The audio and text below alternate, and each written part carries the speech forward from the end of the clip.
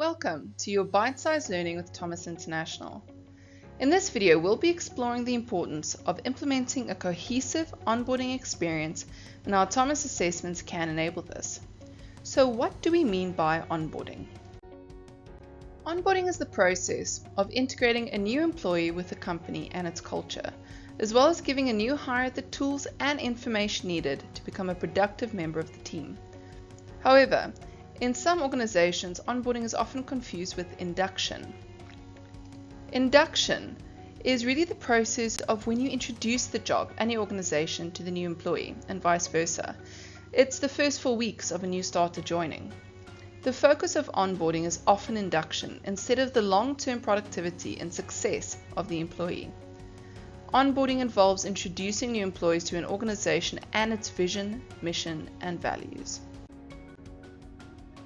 A key component to the onboarding experience is the psychological contract.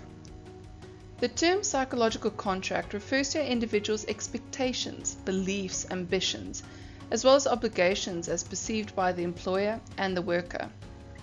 It draws on insights from psychology, organizational behavior, and provides a powerful rationale for employees to pay attention to the human side of the employment relationship.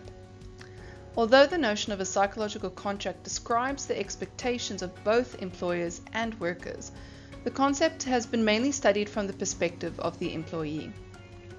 The psychological contract may cover the following aspects of the employment relationship, such as job security, development needs, development opportunities, pay and benefits, and employees' reputation and impact on society. The psychological contract is central to people performance and engagement at work.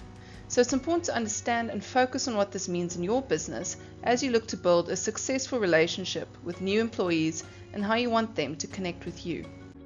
Before we look at using Thomas assessments in your onboarding strategy, a question.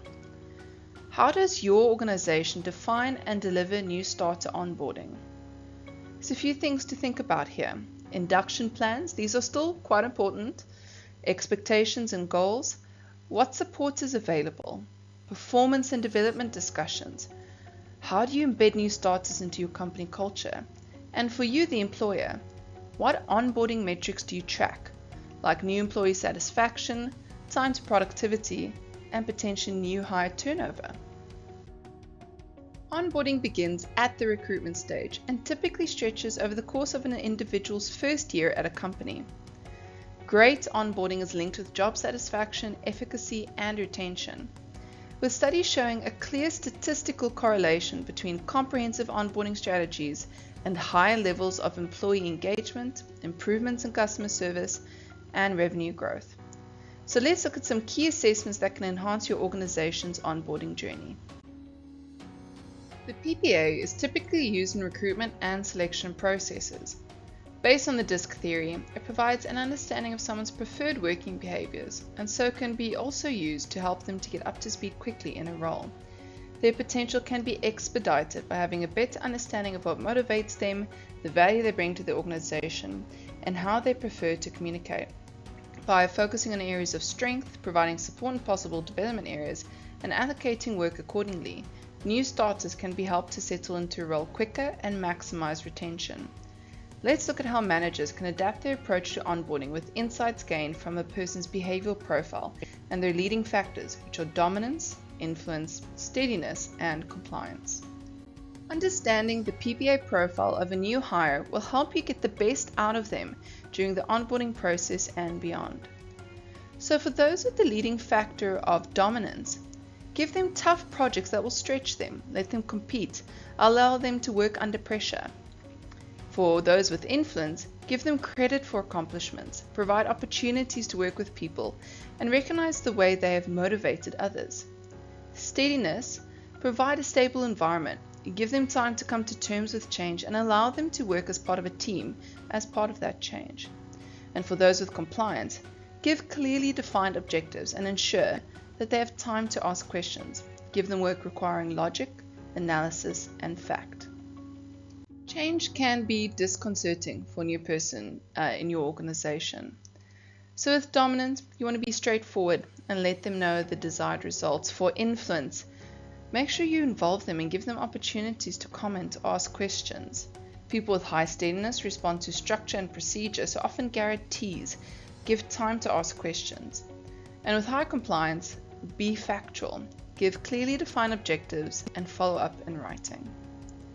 These are just snapshots of how a manager can adapt their approach and behaviors to engage new starters in different circumstances. We have a selection of PPA reports which can be handy to share with line managers as part of a new starter's onboarding to give them better awareness of a person's preferred workplace behaviors and how to manage them. There are also tips to make their onboarding experience as productive as possible. The candidate feedback report can be given to new joiners to help their self-awareness and identify strengths as well as areas to develop. You might also find a team's profile quite useful to understand the dynamics of a team, if it's a new team or if it's an existing one that has experienced recent significant change. These reports can be downloaded from the Thomas Hub without your new hire having to redo their assessment. It is, however, good practice to re-profile them following completion of their probation period, 3 to 6 months, as they'll be more settled in their role, and you can see the impact of that onboarding on their profile. At the PPA. The General Intelligence Assessment, GIA, helps us understand the pace at which a new hire learns new information and can help managers onboard them effectively and comfortably. The GIA is an assessment that quantifies speed of learning, not IQ. So how fast a person will hit the ground running, as well as looking at problem solving, error spotting, manipulation of numbers, vocabulary, and speed of working with visual objects. During onboarding, this helps manage expectations and getting the pace right, knowing when to accelerate or decelerate. Is it too fast or too slow? This allows you to avoid demotivation through lack of challenge. This is important for all behavioral profiles, although there is no documented correlation between certain behavioral profiles and certain aptitude profiles. So just because someone might have a fast-paced behavioral profile doesn't mean you can assume what their aptitude profile is going to look like. The GIA can also indicate how much information a person can learn and apply in a defined time frame, which will help when it comes to functional training plans. Knowing a person's aptitude can also help to get them comfortable from a company culture perspective and what to do to make sure they have the right support tools available. What we can see with the graph on this slide is that overall this person will probably respond quite well to training and work at a fast pace, but if we zoom in on the different subtests, for example, with reasoning, because their score is in the average percentile range, they're likely going to problem solve with new problems at the same pace as their peers. However, if we look at their spatial visualization, when it comes to mechanical insights, graphic design, that kind of reasoning, they're probably going to be much more adept at that than their peers.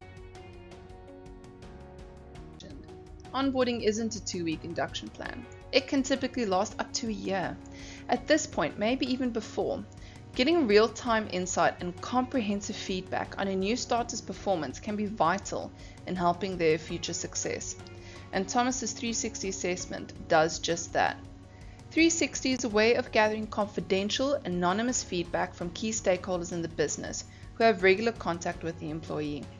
This typically includes their manager, peers, and direct reports, and is supported with a self-assessment at the time. Objective 360 feedback is generated against a set of bespoke, defined competencies created in conjunction with your organization. But where do these competencies typically come from? This can be corporate strategy. This is usually in the form of a 3 to 5 year plan. Corporate values, these are your organization's key beliefs and values. Ways of working, how staff need to behave to achieve these values and these core results you're looking for, as well as job roles. These are the vehicle for capturing competencies and performance objectives. All of these tie into the aforementioned psychological contract, giving you valuable understanding of how a new employee has responded to their onboarding and their first 12 months in the business.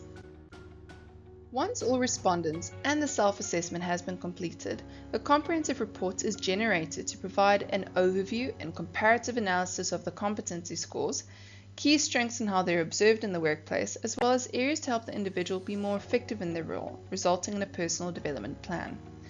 giving the individual and the manager an effective tool to review their onboarding, as well as next steps on how to grow in their role and their future in the organization. So to recap, onboarding is about introducing new starters to your company and its culture, not to be confused with induction, which is more focused on just the job or the role. The psychological contract is a powerful rationale to help employers pay attention to the human side of the employment relationship, and essential to people performance and engagement at work. Thomas behavioral and aptitude assessments can be used to equip managers with aligning task allocation, drive in-role creativity, and provide appropriate incentivization so new starters are embedded into the organization more efficiently and effectively. And lastly, the Thomas 360 tool is a powerful way to understand how a person's onboarding has gone. You can quickly and easily gather performance feedback from key stakeholders and compare this feedback with their own perception of their performance against the core competencies of your organization. We hope you found this bite-sized training useful. If you would like to find out more about using Thomas's suite of assessments to improve the onboarding experience in your organization, please speak to your customer success manager. Goodbye for now.